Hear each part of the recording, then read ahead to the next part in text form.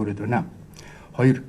Банкны салбарын хууль эрх зүйн шинжилгээ хөтөлбөрийн хүрээнд 2019 онд улсын хурлаар хэлэлцүүлэн батлуулахаар төлөвлөж байгаа дараах хуулийн төслүүдийг боловсруулж хууль санаачлагчдад боломжлоод байна. За үүнд активын удирдлагын компани тухай хуулийн төсөл болон санхүүгийн хэрэглэгч эрхийг хамгаалах тухай хуулийн төслийг шинээр боловсруулж, за эрдэнэсийн сангийн тухай хууль, валютын зохицуулалтын тухай хуулийн шинжилсэн найруулгын төслийг боломжиллаа. За тус хөтөлбөрийн хэрэгжилтийн хүрээнд мөн холбогдох журмуудыг шинжилэн боловсруулж, хуульд нийцүүлэн өөрчилснөөр хууль зүйн дотоод хэргийн яамд бүртгүүлээд байна. 3. Монгол банкны сүүлийн хугацаанд хуримтлагдсан алдагдлаа бууруулах чиглэлээр өргөн хүрээнд ажилласны үр дүнд өөрийн хөрөнгө 3 их найт төгрөгийн алдагдлаа байсныг 1.2 их найт төгрөгөөр бууруулсан санхүүгийн тайланг PricewaterhouseCoopers аудит компани хийсэн хөндлөнгийн аудитаар баталгаажуулаад байна. За Төв банк нь хөнгөний бодлогыг хэрэгжүүлдэг институцийн хувьд санхүүгийн хараат бус байдлаа хадгалж ажиллах нь чухал юм а. 4. Монгол Улсын гадаад валютын улсын нөөц доктортой өссөөр 2018 оны 6 дугаар сарын байдлаар 4 тэрбум Америк долларт хүрээд байна. За гадаад валютын улсын нөөцийг нэмэгдүүлэхэд нөлөөсөн гол хүчин зүйл нь үнэт металл худалдаа авалтыг нэмэгдүүлсэн. За мөн томоохон компаниудтай хилцэл хийх замаар гадаад валютыг худалдан авсан явдал байгаа юм а. 5. Монгол Улсын зээлийн хөг бууруулах стратеги болон түүний хэрэгжүүлэх үйл ажиллагааны төлөвлөгөө зэрэг цогц баримт бичгийг санхүүгийн доктортой байдлын зөвлөлөөр 2018 онд батлуулсан. За Монгол банкны сүүний хэрэгжүүлэх хүрээнд эдийн засгийн эрсдлийг бууруулах, Монгол Улсын зээлжих зэрэглэлийг нэмэгдүүлэх, макро зохистой бодлого хэрэгжүүлэх зэрэг чиглэлээр олон ажлуудыг хийсний үр дүнд нийт шинээр олгосон зээлийн жигсэн дундаж хүү 2019 оны 5 дугаар сард 17% хүрч 2017 оны 5 сартай харьцуулахад 2.8%-аар буураад байна. 6. 2019 оны 6 дугаар сарын 19-ний өдөр дэлхийн нийтийн санхүүгийн хүртээмж 2019 шагнал гардуулах ёслол 8 дахь удаага болж, за шилдгийн шилдгийг дэлхийн 170 улс орноос тодрууллаа. За Монгол улсын тухайд олон нийтийн санхүүгийн суурь мэдлэгийг дэвшлүүлэх хөтөлбөрийг амжилттай хэрэгжүүлсэнийг үнэлж хамгийн гол буюу чухал нэр хүндтэй шагналуулах шилдэг түншлэл 2019 төрөлд тэргуун шагналыг олголоо. За энэхүү шилдэг улс төр категорийн шилдэг түншлэл төрөлд манай улс Ангол, Аргентин, Колумб, Марокко, Португал улсуудаа тунаж үлснээр энэхүү эцсийн шатанд тэргүүлж чадсан. 7. Монгол банк Аз хөгжлийн банкны санхүүжилтээр хэрэгжүүлж байгаа төлбөрийн системийн шинжилгээ төслөх хүрээнд Монгол банкны үндэсний цахим гүйлгээний төвийн барилгыг олон улсын стандартын шаардлага хангасан орчин үеийн дата төвийн барилгын жишигт нийцүүлэн бариулж эхлээд байна. 8. Улсын хурлын эдийн засгийн байнгын хорооны хурлаанаар Монгол банк 2018 оны үйл ажиллагааны тайлангаа танилцуулж, сүүлийн 3 жилд улс орны эдийн засгийг сэргээх, улсын өрийн дефолтоос зайлсхийх, эдийн засгийг эмзэг байдлыг бууруулах, дархлааг сэргээх, банк санхүүгийн салбарыг эрүүл чирэг болгох, Монгол банкыг орчин үеийн төв банкны жишигт хүргэх чадваржуулахад чиглэсэн бодлого арга хэмжээг хэрэгжүүлж байгаа талаараа мэдээлэл хийлээ. 9. Эдийн засгийн болгоомжуулан 2019-ийг Монгол улсад банкны салбар үүсэж өгсөн 95 жилийн ойн эрдэм шинжилгээний хуралтай хамтдхан, за санхүүгийн салбарын хөгжил, өнгөрсөн одоо ирээдүйг гэсэн ерөнхий сэдвийн хүрээнд өнгөрөх 4-р сарын 19-ний өдөр зохион байгуулсан. 10. Олон улсын валютын сангийн ажлын хэсэг 2019 оны 6-р сарын 19-ноос 28-ны өдрүүдэд Монгол улсад ажиллаж, за валютын сангийн 4-р залтын дагуу хэрэгждэг 2019 оны зөвлөлт яриа хэлэлцээг хийлээ. 11. Монгол улсад банкны салбар үүсэж өгсөн 95 жилийн өгтөж банкны хөгжил 95 жил аяныг 1-р сараас 6-р сарын хүртэл зохион байгууллаа. За ойг өгсөн үйл ажиллагааны хүрээнд Монгол банк болон банк үүссэн түүхэн баримтуудыг эмхтгэн, хойч үедээ үлдээх зорилгоор хэд хэдэн ном тохиомл хэвлүүлж, баримтад нэвтрүүлэг хроник зэрэг бүтээлүүдийг уншигч үзэгчдэд харилцагчдад одоо бид солиуллаа. 12. Алт хоёр үндэсний хөтөлбөрийн хүрээнд эх орны алтыг эрдэнэсийн сандаа энэ нээлтийг өнгөрөх 4-р сарын 6-нд хийж хагас жилийн хугацаанд хэрэгжүүлж эхлэх байна. За 2019 оны 6-р сарын 26-ны өдрийн байдлаар Монгол улсад тушаагдсан алтны хэмжээ 6.8 тоннд хүрээд байна. 13. Монгол банкны ерөнхийлөгчийн санаачлагаар хариуцлагатай харилцагч хариуцлагатай банк энийг Монгол банк хадгаламжийн даатгал Интербааз, Монголын банкны холбоо болон бусад холбогдох байгууллагуудтай хамтран 2019 оног дуустал мөн хэрэгжүүлж эхлээд байна. 14. Монгол банк үндэсний мөнгөнд тэмдэх төгрөгийг хурамчаар үлдэхээс хамгаалах урьдчилан сэргийлэх үүднээс мөнгөнд дэвсгэртийн хамгаалтын элементүүдийг сүүлийн үеийн дэвшилт технологи бүх элементээр солих, сайжруулах, зарим нэг зураг дүрсийг залруулахад анхааран ажиллаж байна. 15. Монгол банк богино хугацаанд Капитал банкны эрх хүлээн авах үйл ажиллагааг хэрэгжүүлж, хадгаламжийн даатгал Интербаазтай хамтран олон нийтэд мэдээлэл түгэлээ. Өдгөө олон улсын валютын сангийн хөтөлбөрийг хэрэгжүүлэх хүрээнд банкуудын өөрийн хөрөнгөө нэмэгдүүлсэн их үүсвэрийг тодруулах хяналтын аудит хийхээр тогтоод байна. 16. 2019 оноос хойш Монгол банкны мөнгөний бодлого болон хяналт шалгалтын хорооноос гарч байгаа шийдвэрүүд нь бүхэлдээ Монгол улсад инфляцийн дарамтгүй эдийн засгийн өсөлтийг бүрдүүлэх, за банкны салбарын доктортой байдлыг хангахад чиглэгдэж байна. 17. Монгол улс мөнгө угаахуулан терроризмыг санхүүжүүлэхтэй тэмцэх үйл ажиллагаагаа эрчимжүүлж олон ажлууд хэрэгжүүлсэний үр дүнд 14 зөвлөмжийн үнэлгээг урьдчилсан байдлаар ахиулаад байна. 18. Гадаад харилцаа олон улсын хамтын ажиллагааны хүрээнд Монгол улс Орос улбаны улсын банкуудын хамтарсан дугуй ширээний уулзалтыг зохион байгуулж, олон улсын байгууллагуудын Монгол улсыг хариуцсан зарим гүйцэтгэх захирал суурин төлөөлөгч нарыг хүлээн авч уулзлаа. 19. Монгол улс 2019 оны 4-р сард олон улсын валютын сангийн боловсруулан гаргасан статистикийн мэдээлэл тархаалтын тусгай стандартад шилжээд байна. За ийм 19 ажлыг би та бүхэнд онцолж танилцуулж байгаа. За дэлгэрэнгүй одоо тодорхой мэдээллүүдийг бол манай төрийн ерөнхийлөгч болон газрын эцсийн захирлууд та бүхэнд тодорхой хариулт өгнө. Ингээд асуулт хариултаа эхлэе. Асуулт байгууллага нэрээ хэлээд манайхаа асуултаа асууж байна.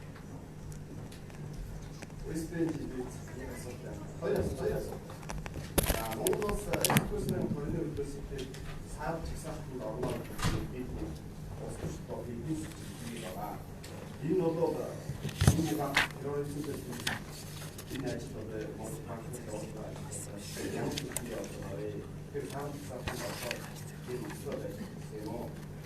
Хоёр асуулт банкуудын өөрийн хуулийг нэмэгдсэн байж ямар аудит хийх болов арга хасдаг. Тэгэхээр аль 2019 оны 1-р сараас эхлээд энэ банкуд өөрийн хуулийг ямар байдлаар нэмэгдсэн бэ гэж асуусан.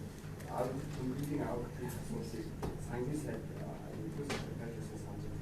энэ ажил яагаад ингэж бодохоос одоо хийх болсон хизээ. Монгол банкнаас нэг явсан авч байна. Хуулийн санаатын дараа аюулшин дээр Монгол банкнаас Олон банкны явсан авч гэдэг Олон банк биеийг төрсөн гэж асуудаг. Хоцоо эзэмшиж байсан удаа юм 13 он Орос шигээс. Үгийн тоон дэмжиж байсан. Энэ асуулт дээр тэгэхээр Олон банкны зөвхөн асуулт байгаа мó Монгол банкны ямар хүмүүстэй хийж ажиллаж байгаа. За өөр асуулт байна. За асуулт. Сайн байна уу? TV5 сэдвийг асуултаа. Энэ асуултыг магадгүй мэдээлэлээр одоо даа үзэж байгаа юм асууж ясаа гэж бодож байгаа гэж бодож байна. Тэгэхээр сүүлийн үед та хүмүүст 2019 оны эхний хагасчлалын онцлогууд яг 19 үеийн энэ тухай танилцуулж. Тэр яг та бүхэн ажил авчрах шаш ер нь ам долларын ханшууд бол одоо 2500-аас дээш явж байгаа шүү дээ. Тэгэхээр хүмүүсийн хамгийн их амжилтаар нөлөөлж байгаа нэг зүйл энэ долларын ханш яагаад буурахгүй байгаа юм бэ? Энэ дээр яагаад төв банк юм хийхгүй байгаа юм бэ? Тэгээд болохгүй байгаа бол энэ дээр тайлбар юм яагаад хийж болдгоо юм бэ гэдэг асуулт байна. Энэ бол мэдээж хүн болгоны амьдралтай холбоотой. Тэр ам долларын ханш яагаад гэж буурч өгөхгүй байгаа вэ гэдэг энэ дээр бас яг тодорхой мэдээж тайлбар хэлээч гэдэг хүсэж байна. Энийг бас хүмүүст мэдээж хамгийн их хамаатай асуудал гэж бодож байна. За өөр асуулт байна уу? Заадгүй хариулаад явж байгаа дундаас нь асуулт асуулаа. Өөрөө ханаас үлээ. За, SPN-ийн асуултанд. Тэр сарвал жагсаалтын хувьд бол 16 оны 10 сард Аз намхан талын бүлгэм гээд байгууллагаас 2013-аас 16 онд Монголын төрийн байгууллагууд энэ мөнгө угаахтай холбоотой терроризмын санхүүжүүлэхийн эсрэг холбоотой ямар арга хэмжээнүүд авч өгөө гэдэг дээр бол үнэлт үлгээ өгж ирсэн. Тэдний тайлан бол 17 оны 7 сард бол 8 сард бол гарсан. Тэр тайлангаар бол тодорхой зөвлөмжүүд өгсөн байгаа. Дутагдлуудыг одоо сайжруулах шаардлагатай ажлуудыг бол тодорхой зааж өгсөн. Тэгээ энэс хойш өнгөрсөн хугацаанд энэ 2 гаруй жилийн хугацаанд бол засгийн газрын төвшөнд бол үндэсний зөвлөл байгуулад энэний өмнө бол хамт ажиллагааны зөвлөгөөд хууль сахиулах байгууллагууд, Монгол банк, их хурлын дэргэдэх байгууллагууд, засгийн газрын байгууллагууд гээд хамт ажиллагааны зөвлөл байдیں۔ Тэр хамт ажиллагааны зөвлөл үндэсний зөвлөл дээр бол одоо засгийн газрын төвшөнд үйл ажиллагааны төлөвлөгөө гаргаад тэр одоо зөвлөлөөрөө хамт ажиллах хоёр зөвлөлөөрөө дамжуулаад ажлаа хийгээд ирсэн. Тэгээд тэр EPG-ийн анхны дүгнэлтээр бол ил тодны хууль, өршөөлийн хуультай холбоотойгоор бол Монгол улс бол тийм одоо хар гэх нь хаашаа гэхдээ тийм хүнд нөхцөл байдалд бол үнэлт дүгнэлт авсан. Энэ хуулиуд гарснараа тэгээд хамгийн гол нь энэ хуулиуд гарснараа биш тэр хуулиндаа мөнгө ухтай холбоотой гэмт хэргийг одоо гэмт хэрэгтэй холбоотой терроризмтэй холбоотой гэмт хэрэгтэй холбоотой зүйл залтууд нь одоо олон улсын тэр одоо юу гэдгийг стандарт гэх юм уу тэр уламжлалт гэх юм уу тийм юмд бол нийцгүй байсан. Тэгэд энээс гаргах ажил бол хийгдэж эхэлсэн. Тэгээд энээс гаргах ажил хийгдээд одоо бол ямар нөхцөлд байна вэ гэхээр зэрэг бид нар одоо саарлаас гарах асуудал дээр бол явж байгаа. Тэгээ энэ хоёр үндсэн бүрэлдэхүүн хэсэгтэй байдیں۔ Тэр нь болох тэр зэрэг техникийн хэрэгжил гэсэн нэг ойлголт байгаа.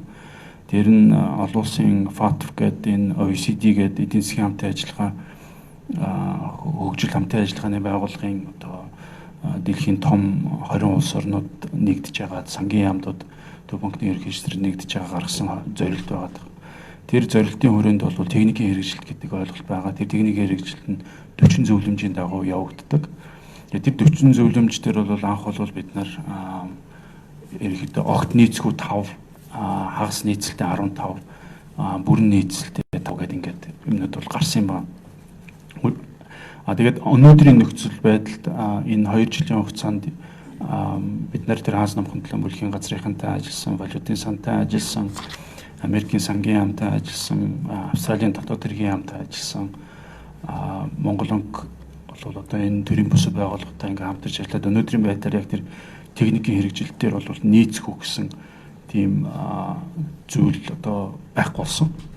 Өнөөдрийн байдлаар бол одоо хагас нийцэлтэйгээд хамгийн бага одоо нийцгүй байхгүй тэрний дараачийн үнэлгээний дотор бол хагас нийцэлтэй бол 9 тийм зөвлөмжтөр бол бид нар ажиллаж байгаа. Энэ бол бас баггүй хөдөлмөр, олон байгууллага, олон хүний оролцсон, олон төрлийн албан агчдын тэгээ өдөр шөнөгүй одоо тэр нойргүй ажилласан тэр хөдөлмөрийн үр дүнд бий болж байгаа юмнууд юм байна. Хоёр дахь хэсэг нь бол шууд хэрэгжилт гэдэг нэг юм байна. Англи дээр бол immediate outcome гэдэг юм байна. Тэр нь бол бас яг FATF-аас гаргасан 11 зорилт байдیں۔ Тэр 11 зорилтын хүрээнд бол яг одоо эрх зүйн орчин, техникийн шин чанарын юмнууд ингээд сайн байлаа ч гэсэн хэрэгжилт нь одоо хэр байна вэ гэдэг асуудал тавигддаг. Тэр хэрэгжилтээр бол манайх одоо юу гэдгийг сайжруулсан ажил гэх юм уу жоохон дутагдaltaй байна. Тэр нь юу вэ гэхээр зэрэг олон байгууллагууд байгаа. Гэтэ тэр 11 дотроос одоо тухайлбал 3 зөвлөмж дээр нь 3 зорилт дээр нь манай тагнуулын ерөнхий газар бол асар их ажил хийсэн. Тэр нь бол одоо энэ терроризмын санхүүжилттэй холбоотой эсрэг холбоотой хуулийн өөрчлөлтүүд байгаа засгийн газраар хилцсэн одоо их хурлаар хилцэх байх. Үг олноор хөнөөх зэвсгийг санхүүжүүлэхтэй холбоотой асуудлууд байгаа. Чи бас манай тагнуулын ерөнхий газар гадаад хэргийн яам ажиллаад тэрэн дээр бол их одоо нэлээд их зөвлөгөө гаргасан байгаа. За хэн шалгалттай холбоотой гэх юм бол та бүхэн мэдж байгаа Төв банк банкны тухай хуулинд бол нэмэлт өөрчлөлт ороод тэгээ эрсдэлээр суурилсан хэн шалгалт руу шилжээд бид нар энэ чиглэл тэрнтэй уялдаатайгаар бид нар энэ яг мөнгө угаахтай холбоотойгоор бол тусгай бол хэн шалгалтын газраа тусгай нэгж гаргаад тэгээд энэ арилжааны банкуд дээр бол энэ чиглэлийн хэн шалгалтуудыг бол нэлээд явуулсан. Тэгээд үр дүнтэй байдал гэж яг тэр өнцгөөс нь харах юм бол бас хэвшил нэлээд байгаа. Банк санхүүгийн байгууллагууд дээр манай санхүүгийн зохицол болохоор бас нэлийн агс төвшил бол гаргасан байгаа. Тэгээ банк санхүүгийн байгууллагуудаас гадна банкны бус салбарын одоо эрсдлийн үнэлгээнүүд бол одоо хийгдэх шаардлагатай байгаа. Тэр эрсдлийн үнэлгээ хийгдснийхаа дараачихын ажлыг хийнэ гэсэн төлөвлөгөөтэй бол явж байгаа. Тэгээд дутагдaltaй явж байгаа нэг юм нь юу байна вэ гэхээр зэрэг өнөөдөр одоо хэдийгээр ингээд прокурорын ерөнхий газраас мөнгө хавталтай холбоотой хэргийг шүүхлүү одоо шилжүүлсэн байгаа ч гэсэн одоо шүүхтэр бол яг энэ мөнгө угаах гэсэн гэмт хэрэгтэй холбоотойгоор таслагдсан одоо шийдвэрлэгдсэн хэрэг бол Монгол улсад алга. Тэр агуулгаараа бол энэ хэрэгжилт бол одоо хангалттай төвшин байхгүй байна гэж тэр олон улсын байгууллага үзэж байгаа. Тэгээ энэ чиглэлээр бол бид нэр ажиллаж байгаа бид нар одоо шүүгчтэй шүүхийн ерөнхий зөвлөлтөө олон улсын байгууллагатай хамтран шүүгч нартай одоо энэ чиглэлийн гэмт хэрэгүүдийн онцлог тэр санхүүгийн бүтэц схем гэдэг сургалтуудыг бол одоо сүүлийн 2-3 жил бол явуулж ирсэн.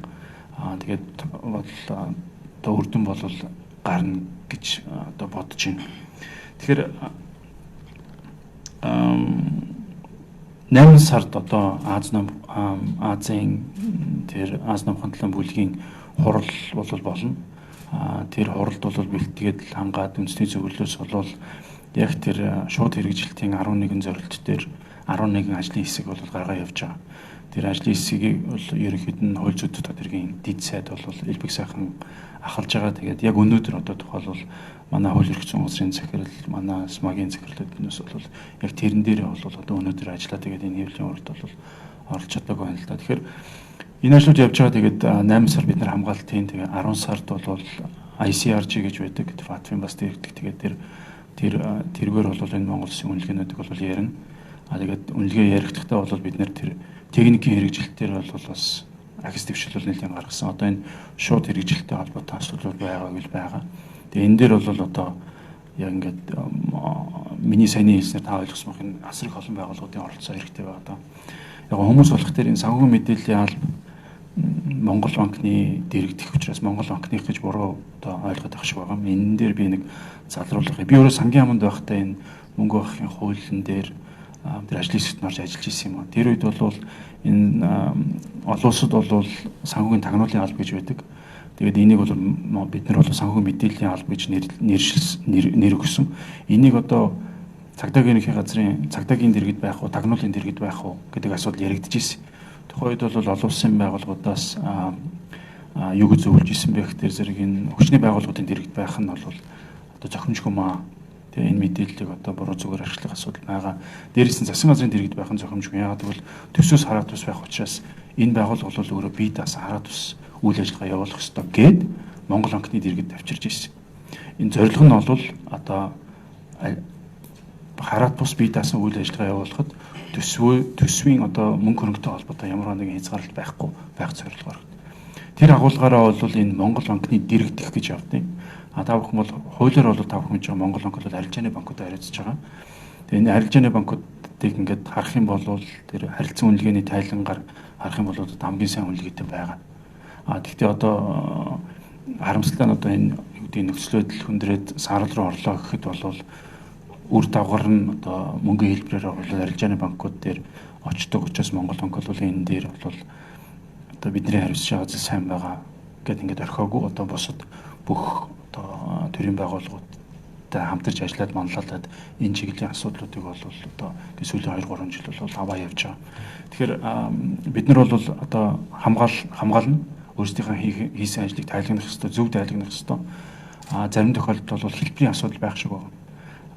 Хийсэн ажил байдаг. Тэрийгээ бол одоо зөв ойлгуулж чадаагүй тийм ганц хоёр тохиолдол байгаа. Тэрийгээ бол бид нэр энэ 8 сард хамгаална. Тэгээ мэдээж хэрэг одоо сард орохгүй байхын төлөө бол ингээд сүүлийн 2-3 жил ажилласан. Тэгээд одоо бол бид нар үр дүнгээ бол энэ 8 сар 10 сарын орлуудаас бол харна. Тэгээд за орлоо гэхэд яг өгөхөр зэрэг үйл ажиллагааны төлөвлөгөөг бол гаргана. Монгол улсад хугацаатай даалгавар өгнө. Тэр хугацаатай даалгаврын дээр бол амлалт авна. Өндөр түвшинд амлалт авах хэрэгтэй. ФАТФ-ийн ерөнхийлөгчөөс бол ямар шаардлага одоо манай үндэсний зөвлөлийн дарагт нэг захиа ирсэн байгаа. Тэгээ ямар шаардлага тавьж өгөх дээр ерөнхий сайдын түвшинд одоо тий энэ төлөвлөгөө бол бид нар хэрэгжүүлнэ. Одоо бид нар бол энэ өндөр түвшиндээ бид нар энэ асуудалд ач холбогдол өгж байгаа гэдгийг илэрхийлэх ёстой гэдэг чинь. Тэгээд тэр хугацаатай даалгаврыг бол хийгээд явах бол хэрвээ орох юм бол хоёр дахь асуудал тэр магадлан шинжилгээтэй холбоотой активын чанарын үнэлгээтэй үнэлгээний үр дүнгээр бол 7 банк бол өөр ерөнхий дутагдaltaй гарсан. Нэг нь 18 оны жилийн эцсийн тайлангаар бол өөр ерөнхий дутагдлаа нөхөж чадаагүй учраас бид нар 4 сард бол татан болгосон байгаа. Одоо бол тэгээ 3 сард валютын сангийнхантай бид нар юу гэж ярьсан бэ гэхээр зэрэг энэ магадлан шинжилгээ буюу forensic audit гэдэг юм хийя гэж Монгол банк бол ярьсан. Тэгээ хийхдээ одоо бид нар ажлын даалгаврыг бэлэн болгох ёстой. Ажлын даалгавар дээр нь бол бас 3-4-7 хоног бол ажилласан. Валютын сан Монгол банк. Тэгээ ажлын даалгавраа бид нар бол 4 сарын сүүл гэхэд бол бэлэн болгосон юм байна. За тэгээд одоо хуультай мэдээж хэрэг хийхэд бол Монгол Улсын хууль нийцтэй байх ёстой.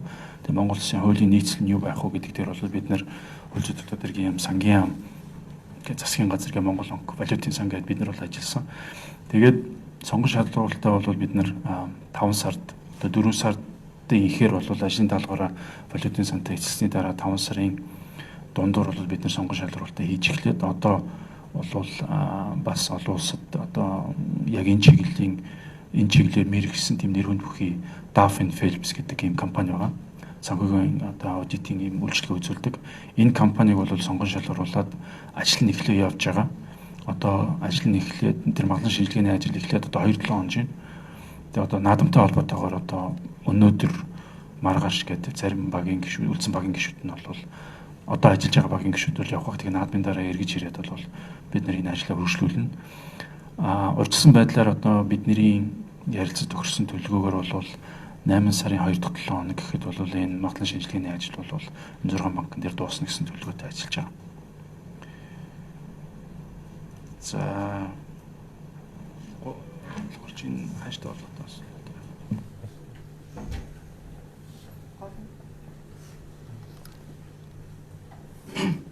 За TV5-ын асуултсан хааштай. За тэгээд та бүхэн сайн мэдж байгаа. Одоо Монгол банкны үндсэн зорилго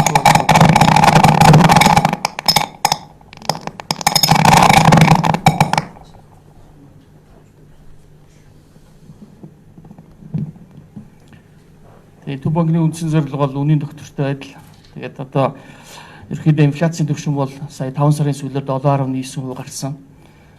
За инфляц маань өөрөө бол яаж хэмжигдэх вэ гэхээр бол 300 гаруй нийт төрлийн бүтээгдэхүүн үйлчлэгийг нэг сагсанд багцлаад тэднээсийн нийлбэр дүнгээр нь яаж хөдөлж байна гэдгийг хардаг. Тэгэхээр бол ерөнхийдөө бол одоо яг суур инфляц гэдэг яг гол бүтээгдэхүүн үйлчлэгээ маань ерөнхийдөө бараг 5% өсөлттэй. Зөвхөн 3 бүтээгдэхүүн буюу мах одоо шатхун тэгээд хатуу түлш буюу одоо нүрсний үнэл их өндөр өсөлттэй гараад тэр 7.9% төрөгчөд байгаа. Тэгэхээр бас энэ 300 гаруй бүтээгдэхүүн үйлчлэгээний 30% нь бол импортын бүтээгдэхүүн байдаг. Тэгэхээр бол одоо энээс үндэслээд одоо үнийн доктортой байдал дээр бас ханшины доктортой байдал нь чухал гэдэг нь бол эндээс харагддаг. Энэ ч утгаараа Монгол банк бол энэ ханшийн огцом савлгаа гаргахгүй тул бол ажиллаж байгаа. Тэгээ би одоо ерөнхийдөө тодорхой тоонуудыг бол хэлж чадж байна. Тэгэхээр бол төгрөг бол 2017 онд бол долларын эсрэг 2.5%-аар чангарсан. 2018 онд 8.9%-аар суларсан. За 19 онд одоо он гараад өнөөдрийн байдлаар ингээ хагасчлал явхад бол нэг 0.5-аар суларчаад байна.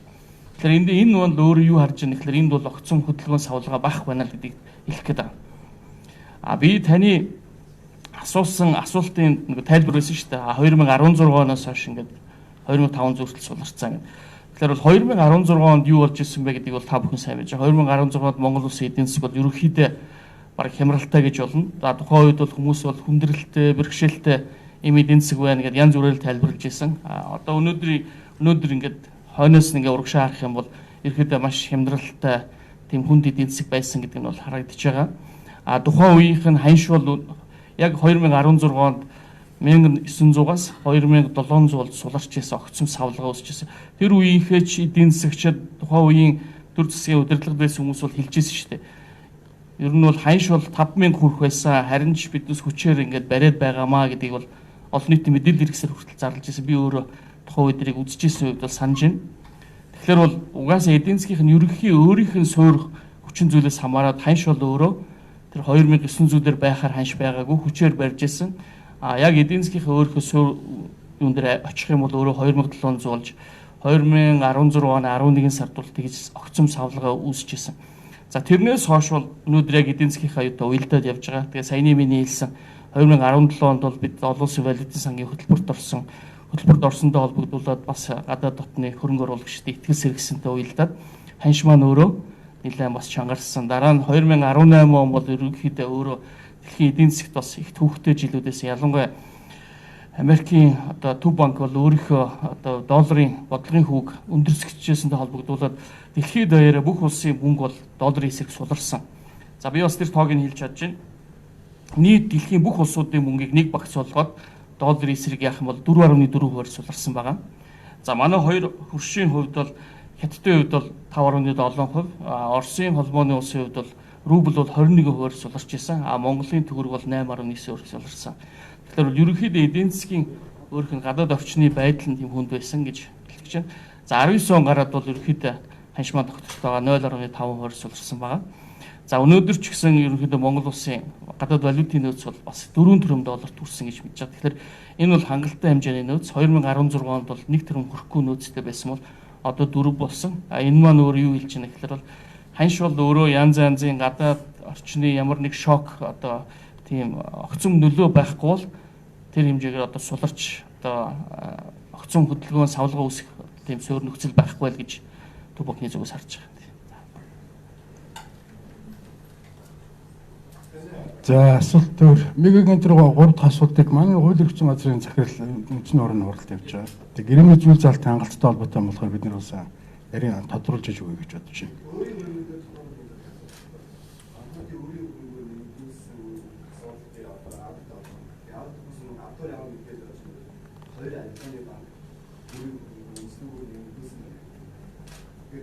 Энэ мэдээлэлтэй төв банк нь ажиллаж байгаа юм. Энэ банкуудын өөрийн хөрөнгө ямар байлаа нэмэгдэх хууль эрх зүйн төв банк ямар бид тэрээс өөр өөрийн дутагдaltaй одоо 6 банкн дээр шалгалт явагдаж байгаа. Өөр өөрийн нэмэгдүүлсэн, ямар их үсрээр нэмэгдүүлсэн энэ Монгол Улсын хуульд нийцтэй байна уу? Олон улсын нийтлэг практикт бол бас нийцтэй байна гэдгийг харж байгаа. Энэ бол яг одоо шалгалт яваад дараа нь тий. одоо бол яг өөрийн хөрөнгө нэмэгдүүлсэн ийм үндэстэй Яг өөр улс орнуудад ийм хууль тавьд юм байна. Монгол улсд бол ийм хууль байхгүй. Тэрний юу гэх тэр зэрэг татврын ээлж тодор одоо гаргаж ирсэн аливаа орлогын их үсрийг болвол арилжааны банкуудын өөрийн хөрөнгөд бол оруулдаггүй тийм хөлтэй байна. Монгол улсд ийм хууль байхгүй. Энэ 6 банкны дотор бол өөрийнхөө хөрөнгийн дутагдлыг татврын ээлж тодорын хуулиар одоо ил болсон орлогоор нөхсөн тийм арилжааны банкуд бол байна. Тийм л юм байна. За манай хоёр асуулт байна уу? Болцсон уу те? За баярлалаа, бидний урилгыг хүлээж авч ирсэн баярлалаа. Хэвлэл урилгаар дуслаа.